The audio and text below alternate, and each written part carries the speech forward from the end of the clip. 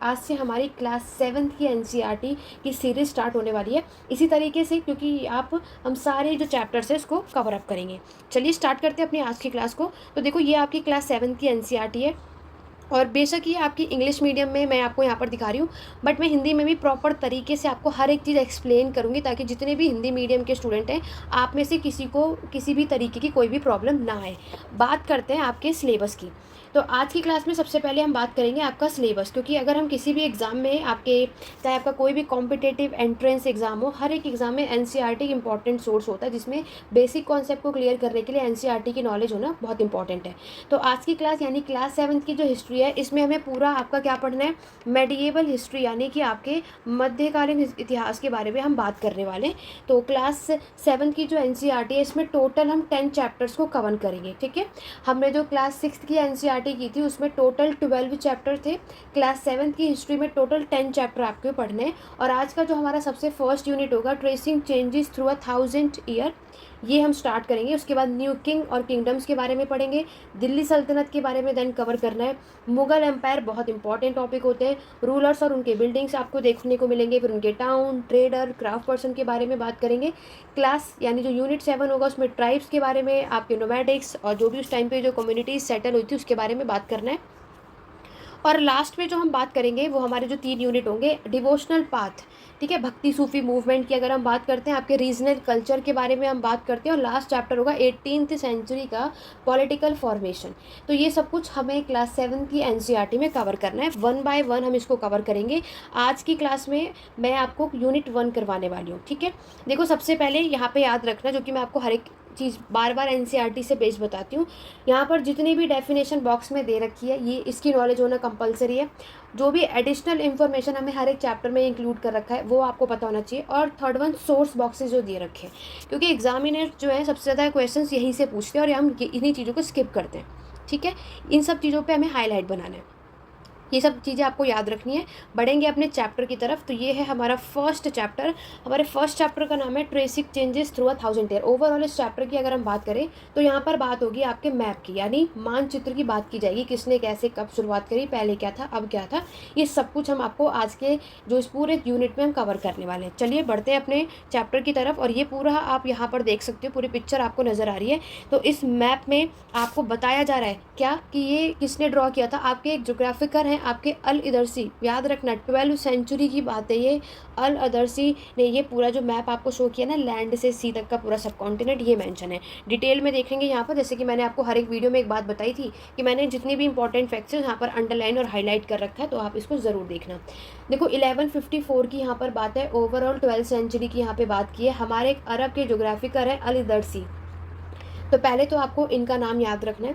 तो यहाँ पर इन्होंने आपकी पूरी चीज़ें डिटेल में बताई है कि इंडियन सब continent from his larger map of the world, यानी हमारे जो पूरे वर्ल्ड में जो हमारे पूरा जो मैप है उसमें इंडियन सब कॉन्टिनेंट को एक बड़ा मैप में पूरा यहाँ पर डिटेल में उन्होंने समझाया है।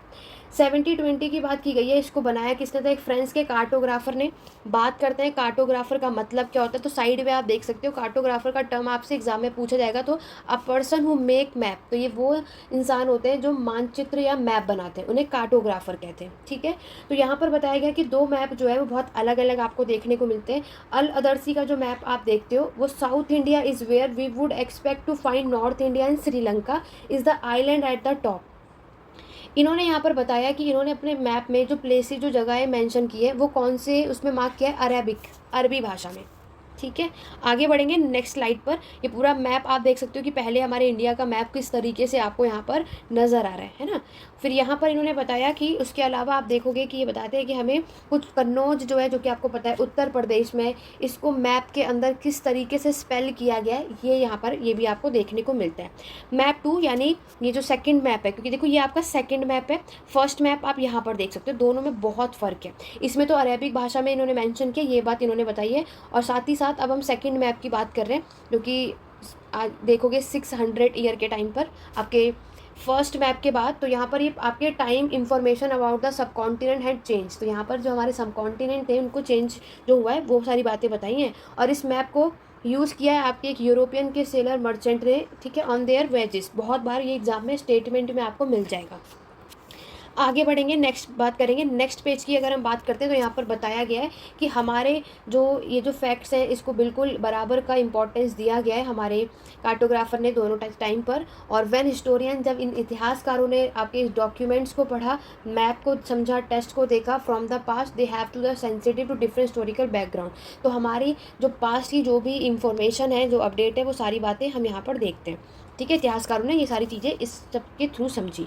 नेक्स्ट पैराग्राफ की बात करते हैं, जहाँ से एग्जाम में हमें क्वेश्चन देखने को मैक्सिमम मिल जाता है। तो मैं आपको साथ ही साथ बताती भी रहूँगी कि सबसे ज़्यादा आपके एग्जाम पॉइंट ऑफ व्यू से क्या चीज़ें इंपॉर्टेंट है, क्या चीज़ नहीं। ठीक, अब है आपका न्यू और ओल्ड टर्मिनोलॉजीज़। यहाँ पर क्या होता है कि हमारे जो हिस्टोरिकल रिकॉर्ड्स आपको मिलते हैं, आपको पता है बहुत अलग अलग लैंग्वेजेस, अलग अलग भाषाओं में हमें यहाँ पर ये चीज़ें मिलती हैं। मेडिएवल, मध्यकालीन के इतिहास को पढ़ने के लिए जो आपको साहित्य मिले वो पर्शियन, फारसी भाषा में ज़्यादातर देखने को मिलते हैं। वही देखो, पुरानी बात जो हम पहले भी आपके प्रीवियस चैप्टर्स में ऑलरेडी कर चुके हैं, जो टर्म है हिंदुस्तान, ठीक है, आज हम इसको एज अ इंडिया बहुत अच्छे से समझते हैं। तो मॉडर्न में आपके नेशन स्टेट यानी कि राष्ट्र राज्य, तो यहाँ पर जो ये टर्म है 13th सेंचुरी में आपके मिनाजे सिराज ने इसको यूज़ किया। वेरी इंपॉर्टेंट, एग्जाम में कई बार आ चुका है और पूछा जाता है। और मिनाजे सिराज ने आपके क्रॉनिकल्स हैं जिन्होंने पर्शियन भाषा में ये बुक्स लिखी थी, और इन्होंने आपके जो पूरा पंजाब का एरिया है, हरियाणा का जो एरिया है, गंगा और यमुना के बीच की जो लैंड है, उस सब के बारे में यहाँ पर बताइए। ठीक, he use the term in a political sense for land that we are a part of the dominion of the Delhi Sultanate. उन्होंने बताया कि ये पूरा जो ये जो टर्म आप देख रहे हो ना, हिंदुस्तान, इंडिया, जो नेशन स्टेट का जो टर्म है, बोला जा रहा है कि इन्होंने क्या यूज़ किया कि दिल्ली सल्तनत का ये पार्ट है, जहाँ पर जितनी ये एरिया इन्होंने कवर कर रखा है, इसकी बात यहाँ पर की जा रही है। दिल्ली सल्तनत के बाद यहाँ पर आपको पता सारा जो कंट्रोल है आपके मुगल्स के हाथ में आता है। तो मुगल्स यानी 16th सेंचुरी में आप देखते हो, क्योंकि दिल्ली सल्तनत का कंट्रोल 12 से 16th सेंचुरी तक आप देखते हो, 16 से 18th सेंचुरी मुगल्स का कंट्रोल हमें देखने को मिलता है। तो 16th सेंचुरी में जो सबसे पहले बाबर यानी जिन्होंने मुगल साम्राज्य की स्थापना की थी, बाबर ने हिंदुस्तान टर्म का यूज़ किया और उन्होंने डिस्क्राइब किया था वहाँ की पूरी भौगोलिक जोग्राफी के बारे में, वहाँ का आपका जो फोना कैसा था, वहाँ का कल्चर कैसा था, उन सब के बारे में बाबर ने मैंशन किया। ठीक है, 14th सेंचुरी के बाद आते हैं। 14th सेंचुरी में आपके कौन, अमीर खुसरो, इन्होंने हिंद वर्ड यूज़ किया था। हिंदुस्तान जो आपका टर्म है उसको कैसे, किसने, कब, कहाँ कहाँ यूज़ किया है, उसके बारे में इस पैराग्राफ में प्रॉपर तरीके से एक्सप्लेन किया है। तो ओवरऑल अगर मैं आपको बताऊं तो अभी तक आपको एक बात क्या समझ आई, एक तो आपको इसमें मिनाज सिराज का नाम याद रखना है, फिर बाबर का नाम याद रखना है, और फिर अमीर खुसरो। इन तीनों ने अपने किस चीज़ों में हिंदुस्तान, हिंद, कैसे इस टर्म का यूज़ किया और उसमें क्या क्या डिस्क्राइब किया है, ये आपको पता होना चाहिए। ठीक है, तो ये जो कंप्लीट पैराग्राफ आप देख रहे हो ये आपके हिंदुस्तान से रिलेटेड है। ठीक है, चलिए क्लियर हो गया, यहाँ तक की चीज़ें आपको क्लियर होनी चाहिए। बात करते हैं नेक्स्ट पैराग्राफ में। आपको बताया जा रहा है कि ये जो टर्म है आपका फॉरनर, मेडिएवल पीरियड में फॉरनर आपको पता है कि एक स्ट्रेंजर होते हैं क्योंकि बाहर से आए हुए पर्सन है। तो इन हिंदी में द टर्म परदेसी, हिंदी में फॉरनर को जो दिया गया है वर्ड, जो टर्म दिया है वो क्या दिया गया है, परदेसी वर्ड आपको यहाँ पर देखने को मिलता है। और इसको डिस्क्राइब किया गया कैसे पर्सन है, पर्शियन में देखें तो इसे अजनबी बोला गया।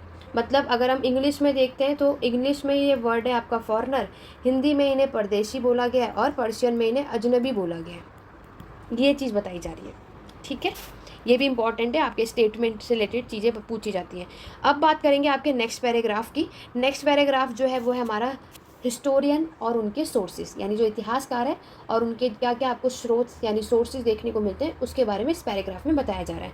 हिस्टोरियन ने आपके अलग अलग यानी डिफरेंट टाइप्स ऑफ सोर्सेज का यूज़ किया। आज जो हम पास्ट के बारे में पढ़ते हैं उसको समझते हैं तो उसमें हम अलग अलग सोर्सेज देखते हैं।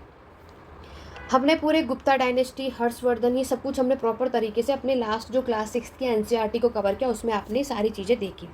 तो उसमें आपने देखा कॉइन्स यानी सिक्के, आपके इंस्क्रिप्शन यानी अभिलेख, आपके आर्किटेक्चर यानी पुरातात्विक, और जो टेक्सचुअल रिकॉर्ड्स हैं, इन सब के थ्रू हमें आपके पास्ट के बारे में इस इंफॉर्मेशन हमें यहाँ पर प्रोवाइड होती है। ठीक है, उसके बाद यहाँ पर आपका एक बॉक्स है, बट ये इतना इंपॉर्टेंट नहीं है, बट यहाँ पर इसमें देखो क्या बताया जा रहा है, पेपर की वैल्यू बताई जा रही है। तो बोला जा रहा है कि 13th सेंचुरी के मिड में जो स्कॉलर है wanted to copy a book.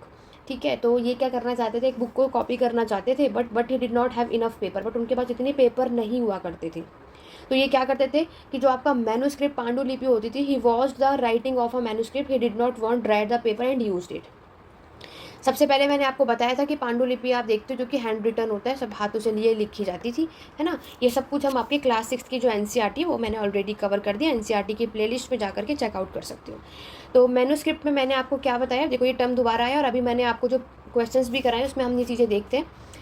कि आपके जो मैन्युस्क्रिप्ट हम देखते हैं कि ये आपका क्या किया जाता है, पांडुलिपि को वर कलेक्टेड बाय वेल्दी पीपल। कौन इसको कलेक्ट करता था? जो अमीर लोग होते थे, रूलर राजा जो होते थे, मोनास्ट्री जो मठ के लोग होते थे, मंदिर के लोग होते थे, वो they were placed in libraries and archive. तो ये मैन्युस्क्रिप्ट को कहाँ पर कलेक्ट करके रखा जाता था? या तो वो लाइब्रेरीज में रखते थे या तो आर्चिव में रखते थे। ठीक है, ये जो पांडुलिपि है, ये जो डॉक्यूमेंट्स है, ये हमें बहुत सारी इन्फॉर्मेशन डिटेल में प्रोवाइड किया जाता है। Historian but they are also difficult to use. बस वो एक अलग बात थी कि इतिहासकारों को इसको यूज़ करने में थोड़ी बहुत प्रॉब्लम आ रही थी। आगे बढ़ने से पहले आपका जो ये टर्म है आर्चिव, इसका मतलब देख लेते हैं। A place where document and manuscript are stored. तो ये वो जगह होती है जहाँ पर आपकी जो मैन्युस्क्रिप्ट है और जो आपका डॉक्यूमेंट है उसको स्टोर करके रखा जाता है। Today all national and state government have archive. आज के टाइम पर आपका जो राष्ट्रीय और राज्य सरकार है, जो उनकी जो भी सारी चीज़ें हैं वो हम इसी में आर्चिव में आप देखते हो कि वो अपने सारे जो भी रिकॉर्ड्स होते हैं वो इसमें यहाँ पर रखा जाता है। ठीक है, नेक्स्ट पैराग्राफ में बताया जा रहा है कि उस टाइम पर हमें कोई भी प्रिंटिंग प्रेस देखने को नहीं मिलती है, तो स्क्राइब्स जो होते हैं वो आपके मैन्युस्क्रिप्ट से कॉपी करके सारी हाथों से वो सारी चीज़ें लिखते हैं। स्क्राइब वर्ड भी पूछा जाता है आपके एग्जाम में। तो manuscript copy is somewhat similar. तो स्क्राइब क्या करते हैं, आपके मैन्युस्क्रिप्ट को कॉपी करते हैं। They also introduce small changes. तो वो उसमें थोड़ा बहुत बदलाव करते हैं। A word here a sentence there, चाहे वो वर्ड में चाहे वो आपके पूरे सेंटेंस में, उसमें छोटा मोटा आपको देखने को मिलता है कि बदलाव किया जाता है। इस वाले पेंटिंग में आप देख रहे हो ये आपके स्क्राइब है, तो ये पेंटिंग में आप देख रहे हो कि ये आपके मैन्युस्क्रिप्ट पांडुलिपि में से कॉपी कर रहे हैं सारी चीज़ें। और ये जो पेंटिंग है इसमें बताया जा रहा है ये ओनली कितने 10.5 सेंटीमीटर था बाय 7.5 सेंटीमीटर साइज़ में।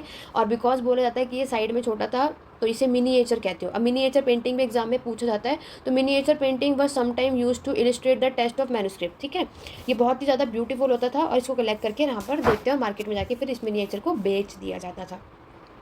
नेक्स्ट पेज पर आता है, नेक्स्ट एनसीईआरटी के पेज पर आप ये देखोगे आपको एक सुंदर सा इमेज यहाँ पर नजर आ रहा है। तो इसमें ये क्या कहना चाह रहे हैं, बहुत इंपॉर्टेंट ये फिगर है, एग्जाम में यहाँ से क्वेश्चन आता है। ये different kind of hand writing है। दो अलग अलग ये स्लाइड देख रहे हो, दोनों पिक्चर में अलग अलग हैंड राइटिंग मिलेगी आपको। एक में पर्शियन है और एक में अरेबिक, फारसी और अरबी भाषा है जो कि डिफिकल्ट होता है। तो ये आपके एग्जाम में नास्तालिक स्टाइल पूछा जाता है। ये जो आप ये लेफ्ट साइड में देख रहे हो ना, ये कौन सी है आपकी? नास्तालिक, एग्ज़ाम में पूछा जाता है। तो ये आपकी कर्सिव राइटिंग होती है जो कि हम बहुत ईजिली से पढ़ी जा सकती है, एग्ज़ाम में पूछा जाता है आपसे। ठीक है, तो ये ईजी टू अंडरस्टैंड होता है और इजीली से हम इसको पढ़ सकते हैं और कर्सिव राइटिंग होती है। और जो राइट हैंड साइड पर देखो इसे सिखास्ते बोलते हैं, ये बहुत डेंसर होता है, उसको डिफ़िकल्ट होता है ये पढ़ना। तो ये दोनों टर्म याद रखना आपके एग्जाम पॉइंट ऑफ व्यू से, आपके एग्जाम में ये दोनों टर्म आपको मिलेंगे और ये दोनों ही आपके हैंड राइटिंग के पार्ट हैं। ठीक है, चलिए आगे बढ़े। यहाँ पर नेक्स्ट जिनके साइड में आप पैराग्राफ देखोगे और इसमें आपको बताया जा रहा है कि यहाँ पर अगर हम बात करते हैं आपके 14th सेंचुरी के, तो जियाउद्दीन बर्नी ने आपके क्रॉनिकल लिखे थे। उन्होंने फर्स्ट जो क्रॉनिकल लिखा था 1356 में लिखा था और उसके उनके जो बाकी के वर्जन हमें देखने को मिलते हैं वो उसके 2 साल बाद आपको देखने को मिलते हैं। ठीक है, देखो यहाँ पर अगर हम बात करें तो इन्होंने लाइक इनकी क्रॉनिकल आपकी कौन सी आपको देखने को मिलती है, तो याद रखना वो है आपके तारीख़ फ़िरोज़शाही। ठीक है, तारीख़ फ़िरोज़शाही, इसमें मेंशन नहीं है, मैं आपको ऐसे ही बता रही हूँ। तारीख़ फ़िरोज़शाही जियाउद्दीन बर्नी ने लिखी है आपकी 1356 में। मेडिएवल टाइम की बात करते हैं और क्योंकि इन्होंने यही चीज़ें यहाँ पर। और तारीख़ फ़िरोज़शाही के अलावा अगर जो आपको याद रखना है एक और बुक इन्होंने लिखी थी वो आपके फ़तवे जहांगीरी, एग्ज़ाम में पूछा जाता है कई बार। तो ये जियाउद्दीन बर्नी ने यहाँ पर लिखा था। तो तारीख़ फ़िरोज़शाही में बिल्कुल दिल्ली सल्तनत में जो फ़िरोज़ शाह तुगलक का जितना भी सेटअप था वो सारी बातें इन्होंने इस बुक में मेंशन करी है। फ़तवे जहांगीरी की अगर हम बात करें तो यहाँ पर जो मुस्लिम रूलर के जो पॉलिटिकल आइडियाज़ थे वो सारी बातें इन्होंने फ़तवे जहांगीरी में मैंशन की है। क्लियर हो गया, और ये बुक आपकी 1356 में पब्लिश हुई थी।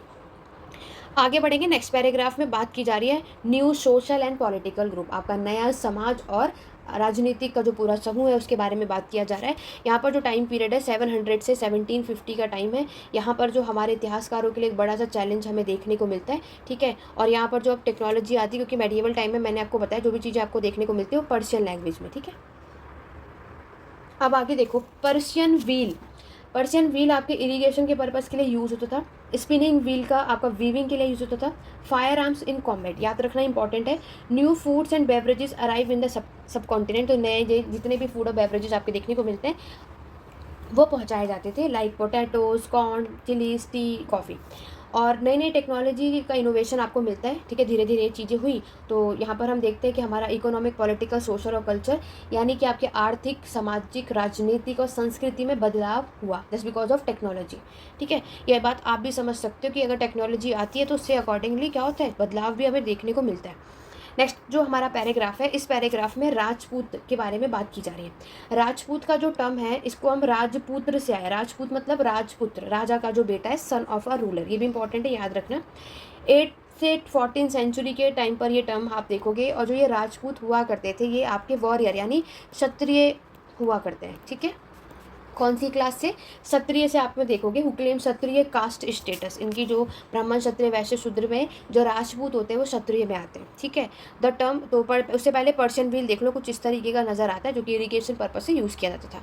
तो ये जो टर्म है, इस टाइम पर ये चीज़ यूज़ की गई। और यहाँ पर जो आपकी और भी ग्रुप्स हमें देखने को मिलते हैं, लाइक आपके मराठा, सिख, जाट, अहोम, है ना, कैस्ता। तो ये सारे कास्ट और भी हमारी सोसाइटी में रहते हैं। नेक्स्ट जो आप वर्ड देख रहे हो, हैबिटेट। हैबिटेट का मतलब क्या होता है? Refer to the environment of a region and the social and eco lifestyle of its resident. तो यहाँ पर क्या होता है कि कभी भी हम कहीं भी रहते हैं, उसके एनवायरनमेंट जो आपका पर्यावरण होता है ना, उसके अकॉर्डिंगली हम चीज़ें देख, तो उसके अकॉर्डिंगली हमारी सोशल इकोनॉमिक लाइफ स्टाइल कैसी है, वो बात यहाँ पर बोली जा रही है। तो यहाँ पर आपको भी पता है कि हमारे स्टार्टिंग में क्या था कि हमारे जंगलों को साफ करके उसको खेती के योग्य उस ज़मीन, उस भूमि को बनाया गया था।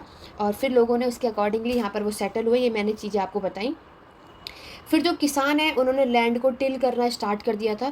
नए नए पीजेंट के ग्रुप आपको यहाँ पर देखने को मिलते हैं। और इनका इन्फ्लुएंस, इनका प्रभाव आपके रीजनल मार्केट में, चीफ्टन में, प्रिस्ट, मोनास्ट्रीज, टेम्पल, हर जगह देखने को मिलेगा। और ये आपका एक लार्ज कॉम्प्लेक्स सोसाइटी का एक पार्ट होता है। ये लोग आपके टैक्स भी पे करते थे, ठीक है, और आपके गुड्स एंड सर्विसेज भी प्रोवाइड करते थे। ये चीज़ आपको बताना है। यहाँ पर ये सबसे ज़्यादा लैंड आपकी प्रोडक्टिव होती थी। और यहाँ पर ये लोग कैटल्स को भी रखा करते थे। ये बात यहाँ पर बताई जा रही है। ऐसा बोला जाता है कि इन लोगों की जो सोसाइटी में रैंक होती है, वो क्या होती है, परमानेंट यानी कि फिक्स नहीं होती थी, ठीक है। ये चीज़ यहाँ मेंशन है। जाति जो वर्ड है, इनके खुद के जो जाति frame their own rules and regulation to manage the conduct of their members. तो इनके क्या खुद के रूल्स रेगुलेशन आप देखते हो। और जाति मतलब ये जाति पंचायत की बात कर रहे हैं। तो पंचायत में क्या होता है कि इनके खुद के रूल्स और रेगुलेशन होते हैं। और इसमें कौन से आपके सारे इस असेंबली में बड़े लोग यहाँ पर बैठते थे, जो सारी चीज़ें यहाँ डिस्कस करते थे, ठीक है। ये सारी बातें आपकी इसमें मेंशन की गई हैं। आगे बढ़ेंगे नेक्स्ट पैराग्राफ की। नेक्स्ट पैराग्राफ जो है वो रीजन और एम्पायर के बारे में बात की गई है। तो सबसे जो बड़ा स्टेट था, लाइक हमारे चोल डायनेस्टी, तुगलक डायनेस्टी और मुगल्स, इनकी बात की गई है। इन सभी के टाइम पर बताया क्या जा रहा है कि हमें संस्कृत में प्रशस्ति देखने को मिलता है। मैंने आपको जो हमारी क्लास 6 की एनसीईआरटी बताया, तो प्रशस्ति मतलब प्रशंसा करना होता है, जो कि संस्कृत में आपको देखने को मिली। दिल्ली सल्तनत में भी गयासुद्दीन बलबन के प्रशस्ति हमें यहाँ पर मिलता है। इनका टाइम पीरियड, इतने समय तक इन्होंने रूल किया था। और ये सब इनके समय पर एक वास्ट एम्पायर, एक बड़ा साम्राज्य आपको देखने को मिलता है। और कहा जाता है कि बलबन के टाइम पर इनका जो साम्राज्य है, इन्होंने कहाँ तक फैलाया, स्ट्रेच किया था, आपके बंगाल में, ईस्ट के गजनी में, और अफगानिस्तान वेस्ट में, और इंक्लूडिंग और द आपको साउथ इंडिया का जितना पार्ट है, हर जगह। पीपल ऑफ डिफरेंट रीजन आपके हर जगह से, आंध्र, केरल, कर्नाटक, महाराष्ट्र, गुजरात, हर जगह से लोग आपको देखने को मिलते हैं, ठीक है। और नेक्स्ट यहाँ पे मैप थर्ड देखो। इस मैप थर्ड में बताया गया है कि हमारे मोहम्मद बिन तुगलक, जो कि दिल्ली सल्तनत की थर्ड डायनेस्टी है, reason according to the Egyptian source मलिक अल अफसर फी मालिक एल अमसर ऑफ सिहाबुद्दीन उमारी। ये पूरा प्रोविंस बताया जा रहा है कि मोहम्मद बिन तुगलक के टाइम पर आपको कहाँ कहाँ पर इनका पूरा प्रांत देखने को मिलता है, ठीक है। ये इंपॉर्टेंट चीज़ थी। अब एक बॉक्स आप देखोगे, बहुत इंपॉर्टेंट है। अमीर खुसरो की बात की जा रही है। तो 1318 की बात है। अमीर खुसरो के बारे में बात की जा रही है कि डिफरेंट लैंग्वेज आप देखोगे, सिंधी, लाहौरी, कश्मीरी, ठीक है, ये सारी जो आप देख रहे हो, तेलंगानी जो कि आंध्र प्रदेश में हो जाती है, गुजारी आपके गुजरात में, तमिलनाडु में कौन सी भाषा, गौरी बंगाल में, अवधी ईस्टर्न उत्तर प्रदेश का है, हिंदी भी आपके अराउंड दिल्ली का है। तो ये मैच दी फॉलोइंग के थ्रू पूछे जा सकते हैं कौन सी चीज़ कहाँ पे, तो याद रखना। और एक चीज़ आपसे पूछी जाती है कि अमीर खुसरो ने आपको जो चीज़ें कोई भी बताई है, वो ये पोएट भी तो संस्कृत भाषा में उन्होंने लिखा। और उन्होंने बोला common people do not know it, only the Brahmins do. तो ये यहाँ पर कहना चाह रहे हैं कि संस्कृत भाषा जो है, ये आम आदमी नहीं पढ़ सकते थे। इसकी नॉलेज और इसकी समझ सिर्फ और सिर्फ आपके ब्राह्मण्स को हुआ करती थी। ये सारी बातें इन्होंने यहाँ मेंशन किया इस वाले बॉक्स में। क्लियर हुआ? चलिए आगे बढ़ेंगे। बात की जा रही है कि यहाँ पर जब आपके 700 का टाइम था, तो बहुत सारे रीजन्स आपको देखने को मिलते हैं। वही आपकी Chola dynasty, Khilji dynasty, Tughlaq dynasty, आपके मुगल्स, ये सारी डायनेस्टी में हम देखते हैं कि लोगों ने अपना साम्राज्य यहाँ पर बिल्ड किया था, ठीक है। ये इस वाले पैराग्राफ में सिर्फ इतनी ही चीज़ें इंपॉर्टेंट है। नेक्स्ट पैराग्राफ में बताया जा रहा है मुगल साम्राज्य की बात। मुगल साम्राज्य जो है बताया जा रहा है कि ये आपके 18th सेंचुरी में इसका पतन हो गया था, इसका डिक्लाइन हो गया था, जो कि मैंने आपको बताया ही। फिर वापस से यहाँ पर क्या होता है कि हमारे कुछ और रीजनल स्टेट जो है वो रीएमर्जेंस होता है। देखो जिसके अंदर आपके हैदराबाद, अवध है ना, सिख, ये सारे लोग स्टेट होते हैं जिन्होंने अपने को इंडिपेंडेंट डिक्लेयर किया था और अपना खुद के यहाँ पर ये चीज़ें बनाई थी। इसकी बात की जा रही है इस पैराग्राफ में। बॉक्सेस में कुछ खास इंपॉर्टेंट है नहीं।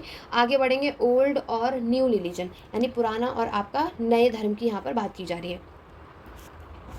देखो अब अगर हम इसकी बात करते हैं, आपके धर्म से रिलेटेड यहाँ पर बात किया जा रहा है, तो आप यहाँ पर देखो इस टाइम पर ये चीज़ बताई जा रही है कि वर्शिप की जाती थी यहाँ पर, ठीक है। आपके लोग उस टाइम जो है वो पूजा करते थे आपके देवी देवताओं की। उससे रिलेटेड इन लोगों ने आपके टेम्पल यानी मंदिर को कंस्ट्रक्ट करवाया था, बनवाया था। और इसमें सबसे ज़्यादा इंपॉर्टेंस आपको ब्राह्मण्स को दी गई, जो आपके पृष्ठ थे इनको दी गई थी। अभी मैंने आपको बताया क्यों, क्योंकि यहाँ पर जो संस्कृत की जो नॉलेज है ये सिर्फ आपके ब्राह्मण्स को हुआ करती थी। इसी वजह से ब्राह्मण्स को सोसाइटी में सबसे ज़्यादा रिस्पेक्ट मिलती थी। ये चीज़ आपको बताना है, ठीक है। तो आपका जो एक टर्म है पेट्रॉन्स, इसका मतलब देख लेते हैं, साइड में ही मेंशन है। An influential wealthy individual who support another person, an artist, craft person, learn man, noble. तो ये एक ऐसे वेल्दी इंडिविजुअल पर्सन होते हैं जो आपके सपोर्ट करते हैं और दूसरे लोगों को। आप उसमें क्राफ्ट पर्सन भी आ सकते हैं, लर्न मैन भी आ सकते हैं, नॉबल मैन भी आ सकते हैं, ठीक है। ये इस टर्म का मतलब आप देखते हो। नेक्स्ट पेज की बात करते हैं, तो नेक्स्ट पेज में इस पैराग्राफ में आपके बताया जा रहा है कि हमारे जो व्यापारी हुआ करते हैं, जो आपके माइग्रेट करते हैं, ठीक है, और ये क्या करते हैं, साथ ही साथ ये जो इनकी मुस्लिम्स की बात हो रही, तो इनकी जो आपको पता है हॉली बुक जो होती है वो कुरान होती है, ठीक है। तो ये क्या करते थे, साथ ही साथ जो मुस्लिम्स की जो टीचिंग है उसके बारे में भी बताया करते थे। तो कुरान के बारे में आपको पता है जो कि इनकी हॉली बुक थी, और ये इनके जो गॉड होते हैं वो अल्लाह होता है, और ये बिलीव इन वन गॉड, ये बात आप भी जानते हो। नेक्स्ट पैराग्राफ में बताया जा रहा है कि ये आपके किसके पैट्रोन करते थे, आपके इस्लाम के उलेमा। आप देखोगे तो यहाँ पर लाइक हिंदुज़म की बात करते हैं, आपका इस्लाम अगर हम बात करते हैं, मुस्लिम्स में भी सिया और सुन्नी दो तरीके के मुस्लिम्स होते हैं, एग्जाम में पूछा जाता है। तो देखो सिया सुन्नी, और ये है दो, है ना, सिया और सुन्नी दो तरीके के मुस्लिम होते हैं। सिया मुस्लिम है जो कि who believe that the prophet Mohammad के जो सन इन लॉ थे ना अली, ये 4 खलीफा थे, चौथे नंबर के खलीफा थे, ये इसमें बिलीव करते थे। लेकिन जो सुन्नी मुस्लिम्स होते थे उन्होंने आपके जो खलीफा के जो लीडर्स हैं ना उनकी अथॉरिटी को एक्सेप्ट किया था, ठीक है। तो यहाँ पर आपसे एग्जाम में स्कूल ऑफ लॉ भी पूछा जाता है, आपसे पूछेंगे हनफी और साफ़ी जो है इंडिया में हमें देखने को मिलता है, ये क्या है, तो ये आपका स्कूल ऑफ लॉ है, ठीक है। School of law very important. मैंने जितनी चीज़ें इस पैराग्राफ में हाईलाइट कर रखी हैं इन सभी के बारे में आपको नॉलेज होनी चाहिए, क्योंकि आपको पता है एग्जाम में वन वर्ड के अलावा स्टेटमेंट से बेस भी क्वेश्चन आते हैं। नेक्स्ट पैराग्राफ में thinking about time and historical period. तो यहाँ पर देखो आपको पता है कि हमारे पूरे यहाँ पर हिस्ट्री को हम पढ़ते हैं, जेम्स मिल ने आपने नाम सुना होगा, जिन्होंने हमारे हिस्ट्री यानी इतिहास को 3 पार्ट में डिवाइड किया। सबसे पहले उन्होंने डिवाइड किया था वो हिंदू, मुस्लिम्स और आपके ब्रिटिश में डिवाइड किया, लेकिन बाद में ये चेंज होकर आपका एंशिएंट, मेडिएवल और मॉडर्न यानी प्राचीन, मध्यकालीन और आधुनिक इतिहास में आज हम पूरे अपने हिस्ट्री इतिहास को कवर करते हैं। तो ये जो चीज़ें मैंने आपको बताई इसको आप पीरियडाइजेशन के नाम से जानते हो, ठीक है। और हम पूरे अर्ली सोसाइटी में आपने देखा कि हंटर गैदरर, शिकारी संग्रहण, आपके जो फार्मर्स हैं यानी जब कृषि की शुरुआत हुई, फिर धीरे धीरे लोग आपके टाउन में रहने लगे, यानी आपके जो नवपाषाण काल की शुरुआत होती है, हड़प्पन की सभ्यता बनती है, और उसके बाद आपका एम्पायर बनता है। किंगडम मतलब आपके साम्राज्य की बात की जा रही है, ठीक है। तो एम्पायर जो हमारा बनता है उसमें ये सारी सीक्वेंस जो मैंने आपको इसकी पहले वाली जो सीरीज़ थी उसमें मैंने आपको बताया था कि हमारे एंशिएंट हिस्ट्री के टाइम पर क्या होता है, कभी भी शुरुआत होती है तो एक वो टाइम था कि हमारे नियोलिथिक नवपाषाण काल के समय पर आपकी सोसाइटी डेवलप हुई थी, और धीरे धीरे फिर आपकी सभ्यताएँ बनी और सभ्यताएँ से आपका साम्राज्य बना। ये सब हम क्लास 6 की प्लेलिस्ट में डिस्कस कर चुके हैं, उन वीडियोज़ को देखोगे तो बहुत अच्छे से क्लियर हो जाएगा, और जिन्होंने देख लिया उन्हें ऑलरेडी क्लियर होगा। इस पैराग्राफ में बताया जा रहा है कि 16 से 18th सेंचुरी का जो समय बहुत ज़्यादा कुछ ज़्यादा डिफरेंट नहीं था 8 से 11 सेंचुरी के कंपैरिजन में, ये सारी बातें यहाँ पे बताई जा रही है, ठीक है। तो ये था आपका इस क्लास 7th की जो फर्स्ट क्लास है, यूनिट फर्स्ट में जितने भी इंपॉर्टेंट चीज़ें थी सारी चीज़ें मैंने आपको बता दी, जो कि आपको अपने अकॉर्डिंग अपने एग्ज़ाम के लिए याद रखनी है। तो इसमें इस चैप्टर के एंड में बाकी कोई इंपॉर्टेंट चीज़ें यहाँ पर हमें देखने को नहीं मिल रही हैं। तो ओवरऑल आपको इस क्लास में जो फर्स्ट यूनिट है यही सारी चीज़ें कवर करनी है। तो आज की क्लास में हमारा जो ये पूरा कंप्लीट क्लास 7th का जो यूनिट फर्स्ट था वो मैंने डिटेल में आपको बता दिया। आशा करती हूँ कि आपको ये सारी चीज़ें क्लियर होंगी। तो वीडियो पसंद आई हो तो लाइक शेयर करना मत भूलना। कोई डाउट या क्वेरी है तो आप कमेंट के थ्रू पूछ सकते हैं। बाकी के सारे लिंक आपको टेलीग्राम चैनल के और बाकी के सारे लिंक डिस्क्रिप्शन बॉक्स में आपको मिल जाएगा, उसे ज्वाइन कर सकते हो। कोई भी डाउट या क्वेरी तो आप पूछ सकते हैं। आशा करती हूँ आज की वीडियो आपको पसंद आएगी। कमेंट करके जरूर बताना आज की क्लास आपको कैसी लगी। तो चलिए सुना, आज की क्लास में बस इतना ही। मिलते हैं अपने नेक्स्ट वीडियो में। Thank you for watching.